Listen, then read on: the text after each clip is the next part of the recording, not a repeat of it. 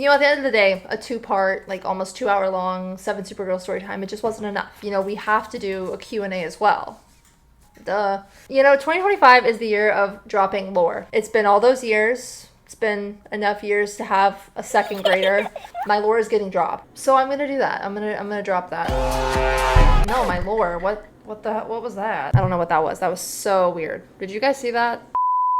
Thank you for all the support and nice comments on my Seven Supergirls storytime videos. You guys have been so positive and kind. I really appreciate it. If you haven't seen those, you can go watch those, and anything that I don't answer in this video is probably in those, which is why I'm making this video, because I'm I'm gonna stop talking. Let's go. Question 1. Did you being number 1, quote unquote, affect your relationship with the other girls? I don't think so. None of us really cared. Like, at least when I was on the channel, most of us didn't really care about the whole, like, ranking bullshit. We were all friends. That was, like, all a whole Ianism. Like, he was the only one who gave a shit about that. He tried so hard to pit us against each other, but none of us... It didn't really work. We were just like, okay. Okay. Did he make the characters anyone had? I don't recall anyone else having them because I mostly watched you, but was your character Lucy his idea, or did you make her up on your own? All my characters were made up by me. All the girls did have characters. I did a lot of, like, character-based videos, though. I made up all my characters, or my mom made up some of them too, because she would help me with scripts or ideas. Lucy was, like, inspired by, like, toddlers and tiaras. She actually went through like 7 different eras, and I don't know how nobody ever noticed it, because it started off as she was like a pageant princess, and then she like was like a princess that lived in a castle, and then she was like some like random kid that just like stomped around. There definitely was a point though that I didn't want to play her anymore, because it felt very weird and creepy to be playing a child and like acting like that when I was 17. And so I was like really overplaying her at some point. And he did, when we were on trips, have the screenwriter that he hired to write our skits on our trips write Lucy into him past the point that I was like comfortable playing her. It must be hard having your past brought up all the time. You should be really proud of yourself for telling your story. Is there a reason you decided to talk about all of this now? I know a couple years ago you refused to talk about it. Thank you. I appreciate that. I don't know. I wanted to, I think I touched on this a little bit. I wanted to not talk about it so bad because I didn't want to be like known for it. I just like wanted it behind me. I wanted to be my own person. I wanted to create my own content. I wanted people to see me for me and not for Seven Supergirls. The best way to put something behind you is to move forward from it. I don't think I ever moved forward from it. I just tried to kind of move away from it. I don't know if that makes any sense or sounds like super... I didn't try to move forward from it. I just tried to move away from it. But it's like, I don't know how else to explain it. I still want that, obviously. I want people to watch my videos now and like me now and not only go on and on about what I did in the past, because I also get so many comments that are like, I miss the old Kaelyn, but the old Kaelyn is 13-year-old me, 15-year-old me. Obviously, I'm a very different person from when I was 15 versus 24. I used to be so annoyed that that was like the only thing that I felt like I'd ever be known for, and I tried so hard to escape from it, if that makes sense. And then one day I just kind of realized I'm not ever going to, and I shouldn't escape from it, because it is what made me who I am, and it is what gave me this platform. And I think now that it's all like out and I've talked about it in depth, I almost feel like I can actually move on, if that makes sense, and move forward and start doing my own thing, because there's no more questions. I think that's why I've also gotten so many comments about it over the years, is everyone had so many questions, and rightfully so. But that's kind of where I'm at with it now. I want to move forward, and I wanted to be able to move forward with like everything being out there, because I feel like everyone who grew up with it and it was a part of their lives, they have the right to have those questions, and they also have the right to know why this thing that they once loved ended and went so wrong. And I also feel like it's important to raise awareness about what dangerous of a place the internet can be. Moving on. I remember you had a gaming channel where you would post videos. You mentioned that you guys were not allowed to post anything on a personal channel. Did you ever get in trouble for posting on your gaming channel? That's a good question. So I don't know if I explained this super well, but he eventually made us completely stop posting on our personal channels.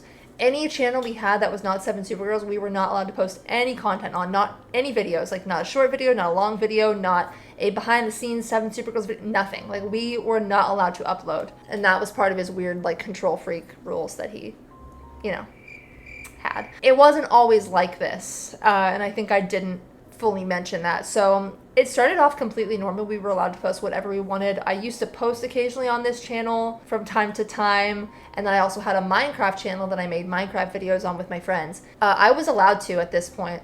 This was before he started getting super strange and controlling. It wasn't until like 2016 that he made us stop posting on any of our personal channels. Or maybe 2015. I remember I posted a video where I like ate gummy peppers or something on this channel, and he made me take it down. I also posted a video with my friend from swim where we like tried to make like some gross smoothie or something. I don't even remember, but we were doing something in the kitchen, and I posted it and he made me take that down. One, because I wasn't allowed to upload on my main channel, and two, because I wasn't allowed to show my friends other than my designated best friend. So that had to come down too. And then it just turned into you can't post at all. I don't know if it was like that for girls on the other Sax channels, but I know it was like that for all the SevenSuperGirls.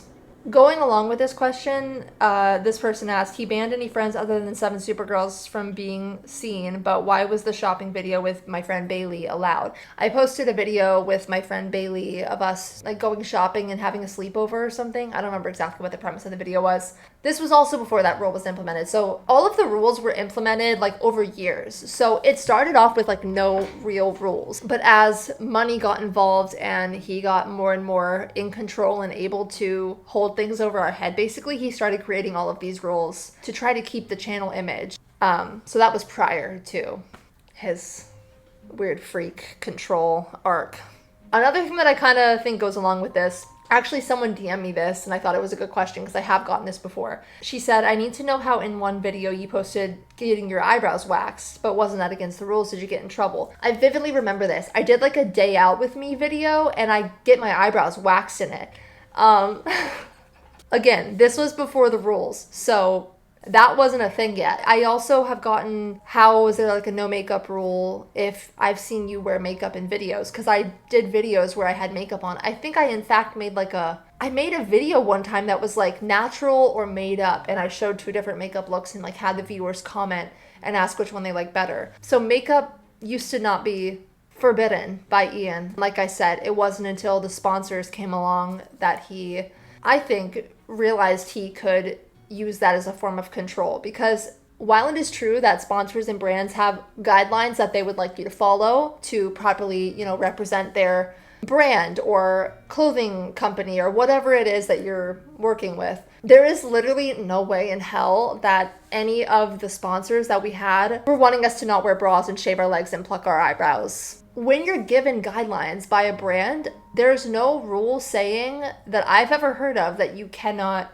do those things when you're not doing branded content. So every video we made wasn't branded or sponsored. Some of it was just random videos of us. If you were to go back and look, prior to like 2015, whenever the brand trip started, or the SevenSuperGirls trips in general started, there was makeup, there was plucked eyebrows, there was, shaved legs, bra straps, like normal shit, right? And then it all like kind of stops. I also just want to say that I don't think he cared about makeup in earlier days SevenSuperGirls videos because we looked like kids at that point, because we were. It wasn't until we started to look like teenagers that started, because he wanted to keep us looking like children. So I think that's why that rule really stuck later on, because anything that would make us possibly not look like we were prepubescent, he had a problem with. And when we actually were prepubescent, he didn't really seem to care. Again, super fucking creepy and predatory, but that's how he was. So obviously, is this something like any of the viewers would have noticed? Probably not, because 1, most of the viewers were kids, and 2, it wasn't like things that were obvious to the eye of someone who didn't know they were going on. Sorry if this is triggering, but did you have to meet a certain weight or height requirement to go on camera? Also love you. Love you too. Love you too. So not specifically. And what I mean by that is there wasn't a specific height or weight that you had to be. However, if you were a specific height or weight, he would give you shit about it. Like I mentioned in my last video, he gave me shit about being skinny, body shamed me. I know that I was not the only one that experienced some form of body shaming. Height is a tricky question because technically no, but he actively made me try to appear shorter when we were on trips together, because all the other girls were much shorter than me, minus Emily and Catherine. I'm 5'10", so like I'm a tall bitch. Whenever we would be in like a group picture, he would tell me to slouch or bend my leg or make myself appear smaller, because he claimed that my height aged me out. This was a term he loved. I now know that, you know, this ages you out is code word for something about you is not, you know, meeting the requirements for the weird fetish I have where I infantilize you. He would kick people off of the channels in general if they didn't meet the look. This was another term that he liked. You don't meet the look, or she doesn't meet the look. I'm not sure what the look was. Again, childlike, like a little girl. I don't know. Have you thought about uploading your old videos on your channel so you can make money from it? Yes and no. As I was saying earlier, I want to move on from it. This is probably the last time I'll ever really talk about SevenSuperGirls. I'll mention it. I'm never going to go into depth like this again because I don't need to. And plus, people have already re-uploaded them on the internet. And I don't really want that to be what this channel is, you know? I want to have my channel reflect who I am now. That's not something I really am interested in doing for money. Were any of the girls mean? Not really when I was on the channel, no. We were all friends, and honestly, we were all kind of going through the same thing and dealing with this absolute disgrace of a human being, man. So we were all kind of there for each other, and no, there was really no cattiness between the girls, especially that like OG group. How would he react to relationships like romantic ones? This person asked like 3 questions, so I'm gonna go by one. I don't know, because I was not ever in one while I was on the channels. I don't know if other girls were. I can't remember. I don't think they were allowed to post about it if they were. That's a guess because I never experienced it personally, but I'm pretty sure if they had, you know, a partner, they were not allowed to post about it on social media or share it at all. Would this have been different in earlier days? Probably, but in the last couple of years when the rules started, definitely you would have not been allowed to post if you had a boyfriend or girlfriend. Definitely not. No way in hell. If we weren't allowed to have friends, no way we would have been allowed to have partners. Were the sponsors even real? How did he manage to create this brand and use the sponsors as such an excuse? I said this in my last video. I think the sponsors were real, at least at a point, but I don't know, because if he was lying to us, I would have no way of knowing, and trust me, I don't want to ask him. He was able to use them as an excuse because we never spoke to the sponsors, so he was the owner of the channel. He was the one running it. Any brand negotiations or sponsorships deals that were struck went through him. So he was the one communicating with the brands, emailing back and forth with them, etc., etc. We never talked to, and neither did our parents, the sponsors. Everything was pitched to him, and then he brought it to us once the deal was finalized. So we didn't know whether or not the sponsors were actually putting down these rules or not. You know, we had nothing to go off of but his word. We didn't really start to get suspicious of them having certain like rules for the videos until they got really weird, to the point that 2 and 2 was put together and common sense was used that this was definitely not a sponsor thing, but an Ian being a weirdo thing. How did he get all the money to fly everyone? The channel. YouTube channels receive ad revenue. So every time an ad plays on a video, the video makes money. You also have to keep in mind, 7SuperGirls was not his only channel. He had all of the Sax channels. So Sax stood for 7 Awesome Kids because I think that was the first channel he ever made, if I'm not mistaken. What? And then somehow that became the umbrella term for all of the channels. I'm not sure why, but that's what stuck, I guess. He had like, I don't even remember the number, but I think like 9 channels. 9 different channels, all producing revenue. And most of them had a good subscriber chunk, like well over 100,000. Most of them had way more than that. So let's take a hypothetical. Say 7SuperGirls, and this is a random number. I have no idea how much the channel made in a year. I only know what I got paid. Before someone's like, holy shit, that, like, I don't even think this is probably true. I'm just giving you a random number. Say 7SuperGirls, which had I think 9 million subscribers at its peak, made $1 million in a year. Okay, that's a lot of money. He paid us monthly, so every month at the end of the month we would get our check as you would at, you know, a normal job. He was taking a cut of all of our pay. I have no idea how big that cut was. If he's splitting all that money between all of us, he's keeping a cut from all of those channels. So if he has another one with 2 million subscribers, it's making so many thousands or whatever. He's keeping a cut from all those channels. So he's using all of that revenue to book these trips and fly us out. But most of it he was pocketing. Does Ian still bother you or any of the other SSG girls about the vids you've made about it since the channel was taken down? No. We have not heard from that man. Also, when he got arrested, I'm pretty sure there was an order put in place where he was not allowed to have any contact with anybody who was a minor. I don't know that that's still in effect. That was years ago. It should be. He has no contact with any of us. He has no way to contact any of us. I don't think he would. What was the experience of telling him that you were leaving the channel like? This is actually so funny. So when I left the channel in 2017, I was so done. I didn't even tell him. I had my mom tell him. And I told her to tell him that, I think he asked why I wasn't the one talking. And she was like, oh, she didn't really want to talk to you. That was my diva moment. I was like, I don't need to tell you. My mom can do it and I'll never speak to you again. Set up a call with him, told him on the call, we're leaving, bye-bye. And that was that. Someone also asked if he was sad when any of us left or was angry about it. He literally did not care. As I said, he thought all of us were replaceable and that the channel would be fine without us. Like, he was so convinced that even if we all left, there would be no effect on the channel's views and he'd still be making all his money. Which is so funny to me because people watch the channel for the girls on the channel. They're not just watching it for shits and giggles. Like, I literally don't even know what he meant by that. That's literally just like, that's not, I don't understand. Like, that's basically just kind of like common sense, I fear. But clearly he didn't have any of that, so. No one liked him, he smelled bad, he had no common sense, and he's a fucking creep. Like, pick a struggle. Do you ever wish that SSG wasn't part of your upbringing, and do you think that you would be better off mentally if you hadn't been in it? Obviously, it has affected all of us mentally, I'm sure. I don't know that I'd be better off mentally. I mean, things happen in people's lives that shape them into who they are, and right after I left, I didn't even really process it because I was just so happy to be done with it. It wasn't until way later that I really realized how messed up it all was. I moved on from it very quickly. I also refused to let that man affect my life. He's broke, I'm up. He's broke, I'm up. Did they treat any of the girls better than the others, and if so, how did it make you feel? Yeah, definitely. I would even say I was treated better, which might sound crazy after watching, everything I just told you. This was the thing about him. You had to walk on your tiptoes. It was so hard to be on his good side. Any girl who would defy more or not follow every little rule or do exactly what he wanted was in the doghouse.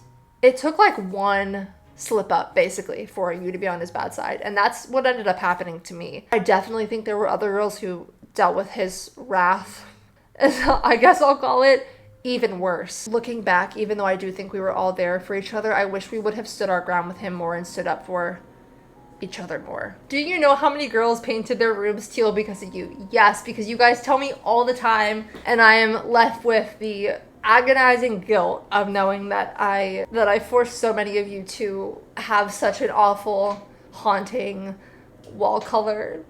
Every time someone comments on my videos and says my walls are still teal because an angel loses its wings, someone somewhere dies. This is my formal apology. If you are a victim of the teal wall epidemic caused by me, Kaelyn Wilkins. Diva, I am so sorry. I hope that you can accept this apology that is coming from my heart, because at the end of the day, there's no one who understands the agony of a teal wall better than me. And I'm really sorry that because of me, you had to go through that. It's just something I'll never be okay with. It's a story that just doesn't sit right with me. Were you forced to paint your bedroom walls those colors? Also, were the Christmas hauls real? This is something I have gotten so many questions about, which kills me because I did not know this was even a thought in people's brains. I've seen comments on TikToks where people re-upload my old videos that are like, oh, I was so jealous of her room. And then someone will reply under it and be like, you do know those were sets, right? Those weren't actually their rooms. Where are you getting this information from? No, I was not forced to paint my walls those colors. I almost wish I was, because the fact that I looked at that color and said, hell yeah, that's the one. That's even worse. That's so much worse because I picked the hot pink and the teal. My taste was in hell. Yes, the Christmas hauls were also real. My mom was huge on Christmas, so she used to go all out when we were kids. And damn well all my videos had the iconic. I just want to say before this video starts, I'm so grateful for everything I got, and I'm not trying to brag at all. I had really good Christmases as a kid. I'm very appreciative of. See, I'm doing it. I'm doing the disclaimer. Oh my god, it's so ingrained. Was a pool required because it was supposed to look like summer all the time? No, a pool was not required. I don't think. That was never a rule I was aware of. Did you really do all those activities in your day in the life / routine videos? It seemed like a lot. Now, are you asking me this because of the whole drama with Aspen Ovard about how she said that lifestyle influencers lie in all their routines? Are you trying to catch me in a lie? Come on, I just did my 7SuperGirls tell-all video. I can't make an apology video next. I would say most of it was pretty truthful. I can't really think of anything that stands out in my brain that I lied about. Have you ever met his, meaning Ian, meaning the owner, meaning the Riddleman's wife? Where was she? He didn't have a wife. He had an ex-wife, I think, that his child was from. He did not have a wife. Who the fuck would want to marry that, Just kidding! Were the SSG moms like dance moms? Honestly, no. Everyone's mom was so sweet. I could totally see how that could happen. I guess I'm thinking dance moms as in like drama between the moms. Were the moms like stage moms kinda? Sometimes. Like, but I feel like that's the nature of what we were doing, if that makes sense. But definitely no like mom drama. If there was that, I would have loved like a Seven Super Moms spin-off channel where we saw like the behind the scenes of the mom drama, but unfortunately there wasn't mom drama for that to happen, so it's unfortunate for me because that would have been fun. Did you need to give a statement or talk to the police after the incident? No. I don't know if the girls that were on the channel at the time did. I had been off the channel for over a year. Did you ever think filming the Suzie videos were cringe? They were always my favorite videos. I think you're talking about Shy Suzie. Honestly, girl, when I would like meet somebody or make a friend and I would tell them what I did and about YouTube and stuff, if they didn't know, I would literally be like, don't watch my videos. Like, don't watch my videos. They're made for children. Mostly when I got older. When I was younger, I didn't care. I didn't think they were cringe. But when I was like 16, 17 and making those types of videos, I thought all of it was so cringe. I was so embarrassed. If he would have had the channel grow with us and the themes that were sent out every week start getting more and more mature, like my makeup routine, I don't know, my back to school, high school shit, I don't know, like if he would have made the channel grow with us as teenagers, it would have been relatable for the people who are watching us who, newsflash, were also growing up. There's obvious, clear reasons why he didn't want that. So, would you join SSG again if it's hosted by a different person? No. No. I don't know if you're asking if I would go back in time and join it again if it was hosted by a different person, or if now. I don't think I'd ever do something of that sort again. If I could go back in time and it was hosted by a different person, maybe. It would just depend on a lot of factors. I've always wondered how you started editing your videos. Did your parents help you? I literally just like learned by doing it. I learned the basics kind of by myself, and my mom helped me. She didn't know how either. We kind of just played around until we figured it out. Did filming a new video every week cause constant burnout, or were there some occasional enjoyable moments? There were occasional enjoyable moments. Like the last 2 years of me being on the channel, constant burnout. I never wanted to film when the time came. Unless it was freestyle, because then I kind of got to have some creative liberty over what I was doing. I never missed a video. In the whole 7 years, I uploaded every single Wednesday. I never missed a video. I was super sick filming multiple times. I remember I had like the stomach flu and I was throwing up between takes, like violently throwing up. No matter what, I made that video. No matter how I was feeling. I remember one day I was sobbing my eyes out. Definite burnout at the end, like super bad. I dreaded it every single week. It's because I was so much older than I should have been making the kinds of videos I was, and because the owner just like sucked the life out of it. Did it come to a point where it started to affect your growth of becoming / being a teenager? Definitely. Not being able to express myself how I wanted to, cut my hair, pluck my eyebrows. It seems small. Wear makeup, like it seems little, but in the grand scheme of things, it did definitely affect me because that's all I wanted to do when I left. I remember the video I posted on this channel the day I left SevenSuperGirls. The first clip is literally me chopping off all my hair and whacking my eyebrows. And I did that just to like rub it in. So unserious, but I was kind of funny for that, not gonna lie. But definitely made me feel like I was stuck and couldn't truly be a teenager. Final question. How have your thoughts on kids on social media changed after going through everything? I gotta take a sip. Children on the internet is never a good idea.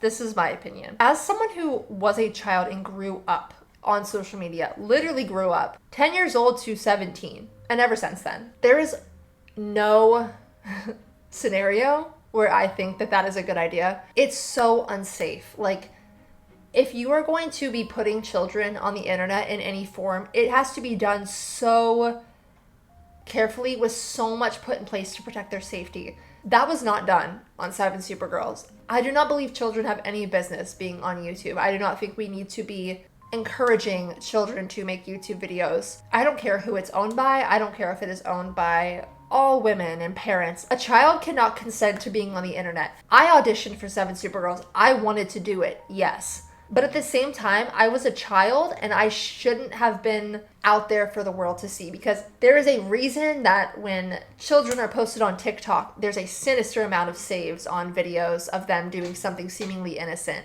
There are weird people out there. There are weirdos. And I have had the unfortunate experience of dealing with one up close and personal. Anyone who has should also agree with me. I said this in the video. SevenSuperGirls was not only an unsafe situation because of who ran the channel. Yes, that was most of it. A big part of it. However, anyone can find you when you are on the internet. You are out there. You have put yourself out there. If you were putting a child out there, anyone can find your child. Like, what you put on the internet never goes away. There are videos of me as a child, God knows where on the internet, and I can do nothing about it because it is out there. Do you understand that? Like, I posted a video saying my whole childhood is plastered on the internet against my will. And everyone was like, how is it against your will if you auditioned? Yes, I did audition. But I also was 10 years old when it started. I was 10. Do you know how little that is? Like, you're in elementary school when you were 10. This is what I looked like, bro. Like, hi, my name is Kaelyn, and I'm 11 years old, and I come from the USA. And this is my audition for the open auditions on SAK's Unleashed. that's a baby. I had no idea what I was getting myself into, and I had no idea my whole life would be out there for everybody to see. I could have never anticipated how much the channel was going to blow up. I could have never anticipated the super strange, scary men that would stalk me and put me in dangerous situations and find out where I lived. It was not as common knowledge as it is now about how dangerous the internet is, especially for children. But now, that is common knowledge. If you are a parent, please, like, do not put your child on the internet. If you are a child and you are watching this and you are thinking of putting yourself on the internet, please wait until you're older. Like, please. I am telling you this from someone who experienced all of the horrors of it. The internet will always be here. If you dream of becoming a YouTuber, do it when you're older and can protect yourself. It's one thing when you're an older teenager and you have some awareness of what is going on. I feel like if you're 16 and you're making videos, there's a big difference in that than when you're 10. 7Supergirls never should have happened, and if it did happen, it should have been a controlled situation with a lot of laws in place to protect us, and it was not.